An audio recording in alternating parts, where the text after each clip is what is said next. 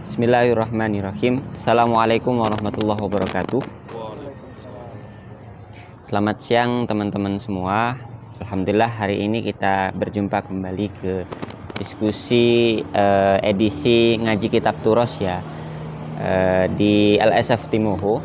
Kali ini saya ingin mengaji kitab Ihya Ulumuddin yang sebenarnya saya sudah kaji di media sosial saya, tapi mungkin sekalian saya coba di momen kita siang hari ini untuk membahas ya salah satu tema di kitab Ihya Ulumuddin gitu.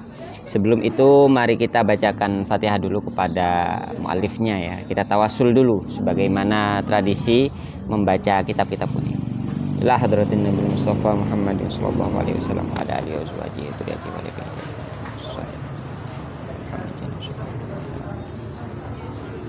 Al-Fatihah. A'udzubillahi minasyaitonir rajim. Bismillahirrahmanirrahim. Alhamdulillahirrahmanirrahim. Maliki yaumiddin. Iyyaka na'budu wa nasta'in. Ihdinas siratal ladzina an'amta 'alaihim ghairil maghdubi 'alaihim waladdallin.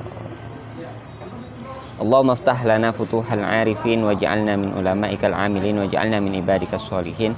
Allahumma akhrijna min dhulumatil jahli wa akrimna binuril fahmi waftah lana abwaaba fadlik waj'alna mimman yastami'una al-qaul fayattabi'una ahsanah. Amma ba'd.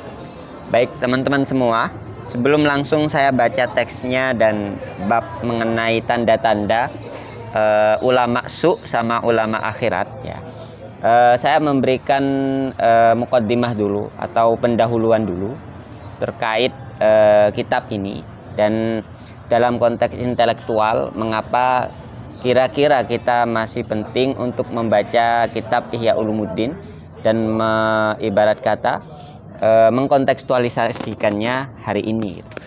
Jadi pertama, kitab ini salah satu kanon atau salah satu dasar dalam tasawuf yang sunni. Istilahnya kalau kita belajar tasawuf itu ada tasawuf falsafi dan tasawuf sunni.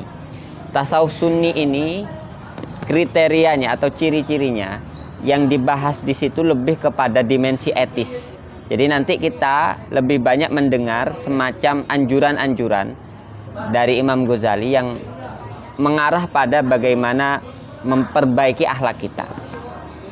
Di mana melalui Ihya Ulumuddin ini Imam Ghazali berhasil memposisikan syariat dengan hakikat secara seimbang. Ibarat kata orang ketika ngaji Ihya Ulumuddin, dia akan tidak blunder ketika memahami hakikat atau ketika memahami term-term sufi. Beliau berhasil menyederhanakan term-term sufi sehingga pembahasan di dalam kitab Ihya Ulumuddin ini tidak terlalu berat ya, dan akan bisa diterima oleh banyak kalangan. Berbeda dengan kitab-kitab atau karangan-karangan tasawuf falsafi yang dimensinya lebih ketat dan pembahasannya banyak pakai term-term epistemologis yang mungkin tidak semua orang bakal bisa membaca. Jadi Ihya Ulumuddin bisa menjangkau baik kalangan umum maupun kalangan khusus, sehingga ngaji-ngaji Ihya Ulumuddin hari ini banyak dilakukan seperti oleh Gus Ulil Absor Abdallah dan banyak lagi ulama-ulama yang lain. Yang kedua, kita tentunya sebagai akademisi dan jurusan akidah filsafat ya, mungkin teman-teman itu untuk memahami tasawuf itu tidak cukup berdasarkan dirosat atau studi-studi di jurnal gitu. Kita harus langsung menyentuh teksnya. Nah, menyentuh teksnya itu tidak bisa langsung pada teks yang level tinggi. Misalnya kita ingin mengenal tasawuf langsung baca Ibnu Arabi, kita ingin langsung baca Imam Qusyairi, tentu akan berat dan banyak hal yang tidak kita pahami atau kita loncati di situ. Nah, tetapi dengan melalui Ihya Ulumuddin di sini, dimensi untuk diri kita juga dapat. Di sisi lain untuk meningkatkan kosakata kita terhadap atau pengetahuan kita terhadap tasawuf dasar, itu kita juga mendapatkannya. Nah, maka melalui dua pengantar itu kira-kira hari ini bisa ngaji Ihya Ulumuddin hari ini bisa menjadi satu pantikan ya bagi kita untuk memahami lebih metodologis apa itu tasawuf yang sunni ya, apa itu tasawuf yang sunni. Baik, bismillahirrahmanirrahim. Teman-teman bisa membuka teks PDF-nya ya di halaman 217 ya. Tema ini sudah familiar ya, mengenai ulama su dan ulama akhirat yang sering kali dikutip dan tentu relevan hari ini ya. Dan menjadi pembahasan yang Imam Ghazali tonjolkan untuk mengkritik para agamawan, atau kalau mau disebut pseudo agamawan, yang dia mendekati agama tujuannya bukan kepada Allah, atau dia berilmu itu tujuannya tidak murni untuk mendekatkan diri pada Allah, tapi melainkan pada kepentingan-kepentingan pribadi, kepentingan politis, kepentingan jabatan, kepentingan materialistis ya, dan lain sebagainya. Bab ini juga masih berkaitan dengan bab-bab sebelumnya di pembahasan bab ilmu. Jadi ihya itu ada 3 sub tema besar. Pertama, 1/4 tentang ibadah atau rubu'ul ibadah. Yang kedua, 1/4 tentang muhlikat. Muhlikat itu akhlak-akhlak yang dapat menjerumuskan kita, atau sikap-sikap, sifat-sifat rendah manusia yang dapat mencelakakan. Yang ketiga, rubu'ul munjiat. Rubu'ul munjiat ini berarti 1/4 yang dapat menyelamatkan kita. Jadi secara sistematika itu sudah sangat canggih Imam Ghazali membuat pembahasan dalam Ihya Ulumuddin.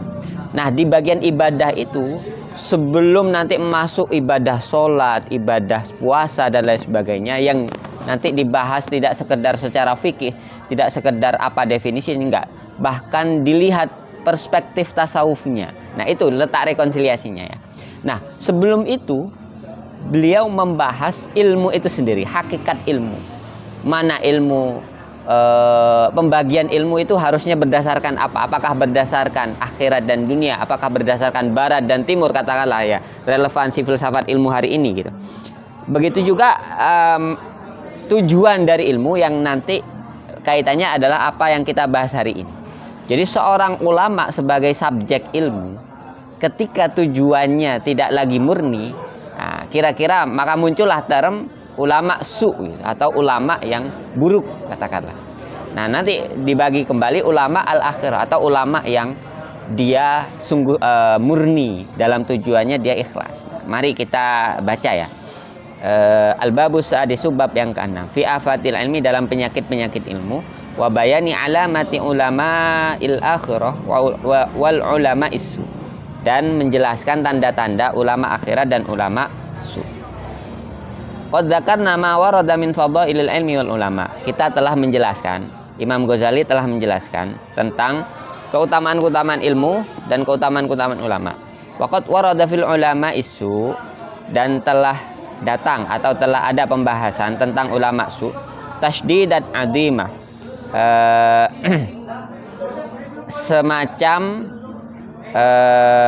ancaman yang besar ya, ancaman buruk yang besar, dalat yang menunjukkan ala annahum, bahwasanya ulama su itu asyaddul khalqi adaban yaumal qiyamah, adalah makhluk yang akan disiksa di neraka yang paling dasar, atau yang siksaannya paling buruk pada hari kiamat.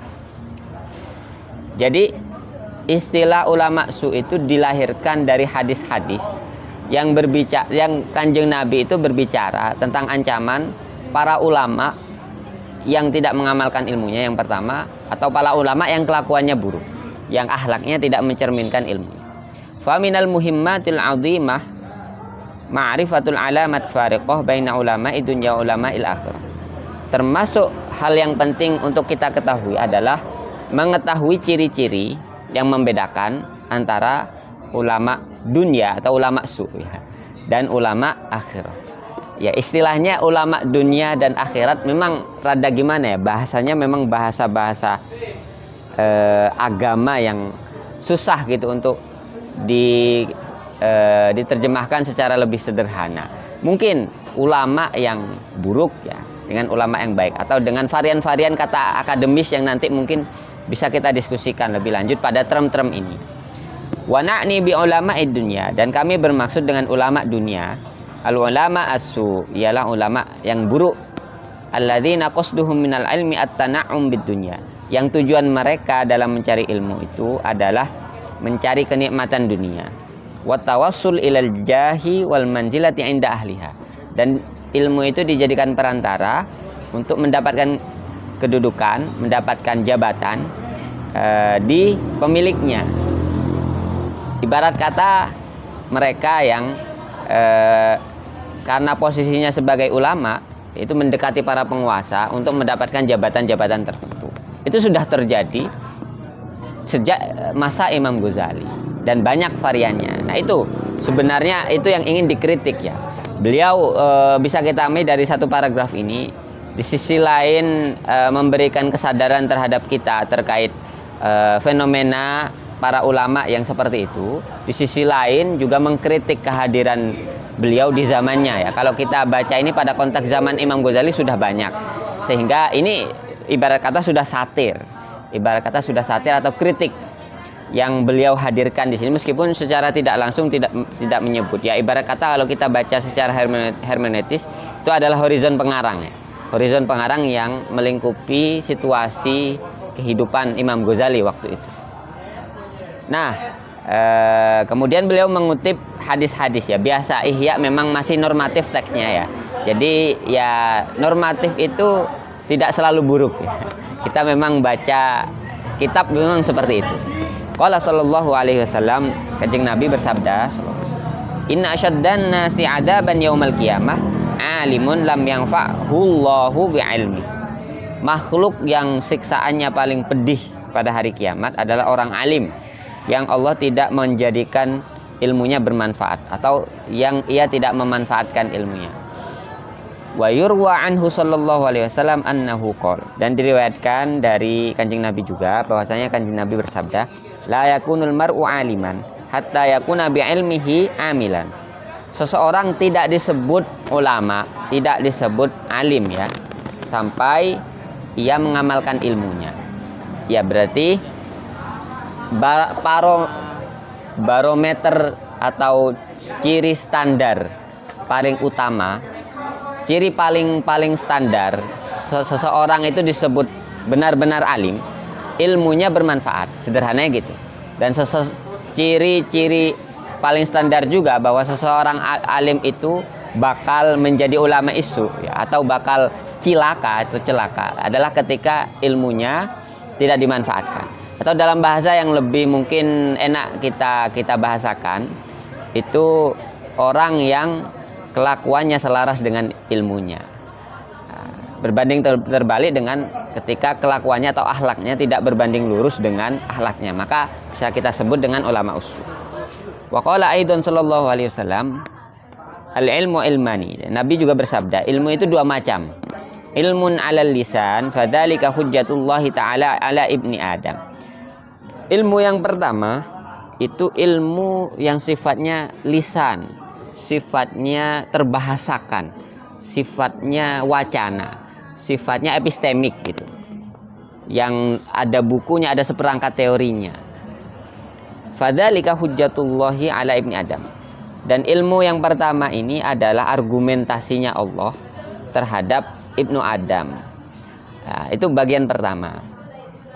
Yang kedua, wa ilmun fil qalbi fadzalikal ilmun nafi. Ilmu yang sampai meresap pada hati. Nah, itu yang disebut ilmu yang bermanfaat. Artinya selama ilmu itu masih sebatas wawasan dalam akal, yang tidak meresap pada perilaku kita, yang tidak mendorong pada tindakan-tindakan kebaikan, bisa jadi ia tidak akan mempengaruhi apa-apa terhadap perilaku dia. Bisa jadi dia tetap bisa melakukan keburukan gitu. Yaitu fenomena kalau kita konteks hari ini banyak para profesor yang tidak malu melakukan plagiarisme gitu. Atau ya mengejar jabatan itu padahal ilmunya tidak mencerminkan jabatan tadi, profesor tadi. Artinya sudah ada reduksi gitu. Atau ilmu yang pertama ini ilmu yang sifatnya teori ada di akal saja, Ilmu yang kedua itu ketika dia sudah menjadi keseharian, sudah menjadi kesadarannya. Wa qala aidan sallallahu alaihi wasallam, dan Kanjeng Nabi juga bersabda, yakunu fi akhir zaman, di akhir zaman akan ada ubadun juhalun, seorang ahli ibadah, dia tiap hari beribadah, di saat yang sama gak punya ilmu. Yang kedua, wa ulamaun fusak, ulama yang di saat yang sama fasik. Dia mungkin titelnya profesor atau dia punya banyak ilmu, tapi di saat yang sama melakukan tindakan-tindakan keburukan, seperti ya kalau kita boleh mention ya, banyak tenaga pendidik di universitas yang melakukan pelecehan seksual atau melakukan hal-hal yang amoral ya. Nah, itu kenapa bisa terjadi? Mungkin deskripsinya adalah ilmunya tidak mengantarkan dia untuk menjadi lebih baik, atau ilmunya tidak selaras, tidak berbanding lurus dengan kesehariannya. Nah, ini saya kira hari ini sudah akhir zaman ya. Banyak orang ahli ibadah gak punya ilmu, tiap hari sholat soft pertama. Ibadah yang memang penting, tapi kalau gak disertai ilmu, akhirnya bisa yang datang itu setan gitu. Nah, di saat yang sama fenomena akhir zaman itu, orang-orang pintar banyak, tapi amoral. Tapi amoral gitu. Yang bijak bestari itu sudah hilang. Yang ibarat kata mau mengalah misalnya, maka bisa kita kritik bahwa ilmunya itu bisa terjadi tujuannya hanya untuk dunia atau untuk mencari jabatan-jabatan atau mencari kepentingan-kepentingan pribadi dia. Nah, itu ulama yang fasik ya. Wa qala aidan sallallahu alaihi wasallam, dan Kanjeng Nabi juga bersabda, la tata'allamul ilma litubahu bihil ulama. Nah, ini spesifik sekali ya sabdanya Kanjeng Nabi ini. Engkau jangan mencari ilmu dengan tujuan bersaing untuk menjadi ulama. Bahkan menjadi ulama itu bisa jadi kepentingan pribadi. Ulama yang dipahami sebagai profesi, yang dipahami sebagai jabatan yang menguntungkan secara duniawi. Artinya dia bukan mencari ilmu untuk ilmu itu sendiri, bukan untuk kearifan, bukan untuk kebaikan diri, tapi untuk profesi ya. Walitumaru bihi as-sufaha, juga bukan untuk berdebat dengan orang-orang bodoh. Jadi ilmu bukan untuk membodoh-bodohkan orang yang bodoh, alias berdebat dengan orang bodoh dan kita bodoh-bodohin mereka karena gak punya ilmu. Ya artinya untuk berdebat lah katakanlah, sehingga dia menjadi ya seperti kaum sofis modern ya, kaum sofis modern gitu. Ya, walitasrifu wujuhan nasi ilaikum, dan juga bukan untuk memalingkan wajah-wajah orang-orang kepada kalian. Artinya untuk menaikkan reputasi, untuk menaikkan reputasi. Faman fa'ala dzalika fahuwa finnar. Allah. Jadi orang yang tujuannya termasuk dari tiga tadi, yang melakukan tujuan cari ilmu tiga tadi, maka dia di neraka. Artinya celaka gitu. Artinya celaka. Pasti dia akan mengalami mengalami ketidakkonsistenan dengan ilmu yang dia dapat. Ya artinya celaka. Bukan tiba-tiba masuk neraka ya, enggak. Artinya di dunia pun bahkan dia bisa bisa ya itu terjadi kelakuan-kelakuan yang tidak mencerminkan dirinya sebagai ulama, karena tujuannya dari awal sudah salah. Wa qala sallallahu alaihi wasallam, man kata ma'ilman indah, orang yang menyembunyikan ilmu di sisinya, artinya tidak menyebarkan ilmunya, dia sembunyikan. Aljamahullahu bilijamin minan nar. Allah akan mengalungkan atau memakaikan kalung pada orang itu dengan tali kekang, dengan mata rantai ya, tali kekang dari api neraka. Ya ini hadis gak terlalu berkaitan, tapi masih kaitannya sama ilmu. Ya artinya termasuk ulama yang tidak dianjurkan itu adalah ulama atau orang yang menyembunyikan ilmu. Wa qala aidan sallallahu alaihi wasallam, dan Kanjeng Nabi juga bersabda, la ana fi min ghairid dajjali akhwafu alaikum minad dajjal.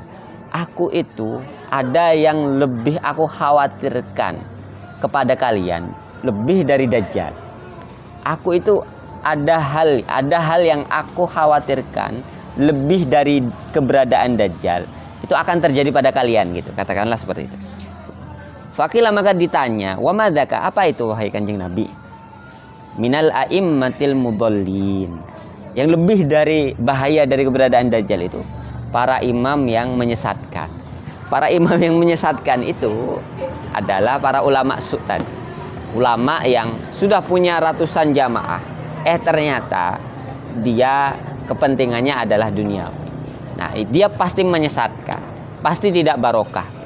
Pasti di masa-masa hidupnya ada hal-hal yang ibarat kata apa ya? Tidak sejalan dengan ilmu itu sendiri. Gitu. Wa qala sallallahu alaihi wasallam, dan Kanjeng Nabi Muhammad sallallahu alaihi wasallam bersabda, "Manis dada ilman walam yasdad hudan." Orang yang ilmunya bertambah tapi di saat yang sama tidak bertambah hidayah atau tidak bertambah kedekatan dengan Allah. Setiap dia mencari ilmu tapi tidak mendekatkan diri, ilmu itu tidak membuat dia dekat dengan Allah, maka lam yasdad minallahi illa bu'dan. Maka justru dia akan semakin jauh dari Gusti Allah. Ini hadis yang sering dikutip para masyayikh ya, para guru-guru kita dari proses tujuan kita mencari ilmu. Artinya harusnya ilmu itu berbanding lurus dengan hidayah, dengan kedekatan kita dengan Gusti Allah. Tariq lil mudallijin wa antum muqimuna ma'al mutahayyin. Sampai kapan engkau menyifati jalan atau ya berbaris di jalan pada orang-orang yang tidak tidur semalaman suntuk. Wa antum muqimuna ma'al mutahayyin. Sedangkan kalian di saat yang sama keadaannya itu mukim bersama orang-orang yang masih bingung. Nah, sebenarnya saya kurang terlalu paham kutipan yang Nabi Isa. Nah, jadi kita lanjut saja. Wa hadza wa ghairuhu minal akhbari yadullu ala adimi qadril ilm. Dan seluruh hadis ini yang sudah disebutkan menunjukkan betapa besarnya bahaya ilmu yang diniatkan atau ilmu yang salah dalam proses niatnya tadi atau ulama sukan. Wa annal alima, nah ini yang menarik ya, bahwasanya posisi ilmuwan ya, atau posisi orang alim, orang-orang yang punya ilmu itu akan berada pada dua kondisi. Inma muta'arridun lihalakil abad, ada kalanya akan tertimpa pada kebinasaan yang abadi. Artinya seorang ilmuwan kalau enggak dia bakal celaka abadi, selamanya celaka. Au li sa'adatil abad, atau dia bisa memperoleh kebahagiaan yang selamanya juga. Jadi itu posisi yang dipertaruhkan dalam orang proses mencari ilmu. Dia bisa jadi kalau salah langkah kan celaka selamanya. Saat yang sama ya kalau benar ya akan bahagia selamanya. Nah, itu yang dipertaruhkan. Wa annahu bil qawdi fil ilmi qad hurima as-salamata illam yudrik as-sa'adah. Dan orang alim itu semenjak dia menyemplung atau mempelajari ilmu, dia tidak akan selamat kalau dia tidak mendapatkan kebahagiaan dari proses mencari ilmu. Artinya harusnya ilmu puncaknya adalah mendatangkan kebahagiaan. Kalau malah madorot atau bahaya yang didatangkan dari ilmu, nah itu berarti kecelakaan intelektual. Bisa kita sebut kecelakaan intelektual. Nah, ini pada bagian kutipan-kutipan dari hadis. Hal yang bisa kita kontekskan hari ini, bisa jadi kita perlu terus-menerus memperbaharui tujuan kita dalam mencari ilmu itu sendiri.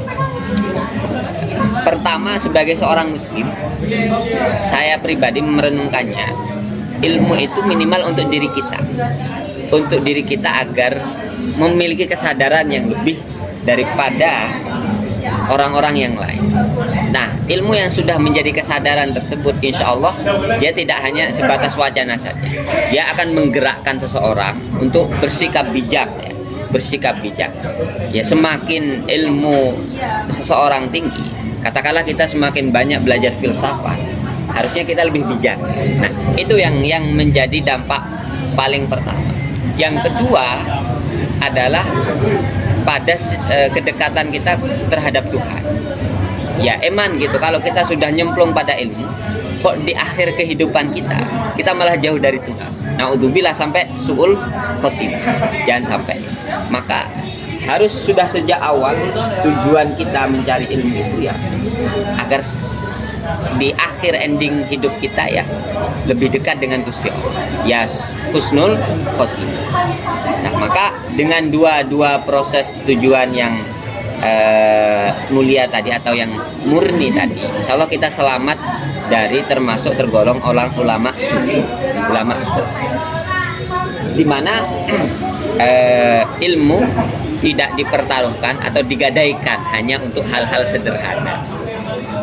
Tantangannya kan misalnya ketika kita sudah selesai sarjana, selesai magister, sudah membaca puluhan buku, sudah mengerti banyak hal, terus kita dihadapkan dengan satu godaan duniawi atau satu jabatan atau ya godaan tadi kan, itu yang kemudian suatu saat akan merintangi kita untuk tergelincir, karena kita ya itu ilmu mau digadaikan gitu, hanya untuk jabatan tadi. Maka sejak dari sekarang kita harus menumbuhkan bahwa ilmu itu mulia ya, jangan sampai digadaikan dengan hal-hal yang sederhana tadi atau hal-hal yang hina tadi, jabatan dan lain sebagainya. Semua itu bonus, jangan sampai mempertaruhkan terhadap itu. Kemudian ya terakhir, cara paling cepat dan sederhana untuk membersihkan ilmu dari kotoran-kotoran tadi adalah dengan mentirakatinya. Ya, itu tirakati ini makna-makna tasawuf. Artinya di samping kita belajar, diskusi dan lain sebagainya, untuk membersihkan hati atau untuk membuat ilmu tadi lebih berkah, ditirakati, entah dengan sholat ba'diyah, entah dengan tahajud, entah dengan wirid, sholawat, sehingga tadi itu hati kita juga tenang. Hati kita meskipun pikiran kita tiap hari nambah ilmu, hati kita juga tenang. Nah, itu sudah mempraktikkan nilai tertinggi dalam tasawuf. Dzikir itu sudah termasuk hal-hal praktis yang dipraktikkan, yang dianjurkan oleh Imam Ghazali. Maka walhasil kita sebagai mahasiswa ya akidah dan filsafat itu ya, selain kita belajar teori-teori mengkritik dunia dan lain sebagainya, kita juga sesekali perlu melihat ke dalam diri kita, menyelami lautan tanpa dasar dari ilmu tasawuf atau samudra makrifat Allah, yang itu demi Allah itu akan membuat hati kita tenang ya. Dengan apa? Dengan ngaji-ngaji seperti kitab Ihya Ulumuddin, itu akan membuat hati kita lebih tenang dan lebih terjaga dari hal-hal atau penyakit-penyakit. Ini kan penyakit ya, menjaga kita dari penyakit-penyakit tadi yang akan mencelakakan kita semua. Oke, baik, saya kira sampai situ dulu ya. Bisa kita perluas nanti pada diskusi mengenai subjek ilmu. Kalau mau dijadikan satu pembahasan epistemologi, subjek ilmu harusnya terpisah dengan objeknya atau harus selalu sinkron. Artinya orang kalau di barat, nah ini pantikan untuk diskusi apa. Kalau di barat kan moral itu dipisah dengan ilmu, sehingga ya nggak ada urusan orang yang punya wawasan luas itu melakukan tindakan-tindakan amoral atau tindakan-tindakan yang menurut kita tidak bagus. Apakah bagaimana menurut kita kira-kira? Ya, mungkin itu dulu. Terima kasih banyak. Wassalamualaikum warahmatullahi wabarakatuh. Assalamualaikum warahmatullahi wabarakatuh.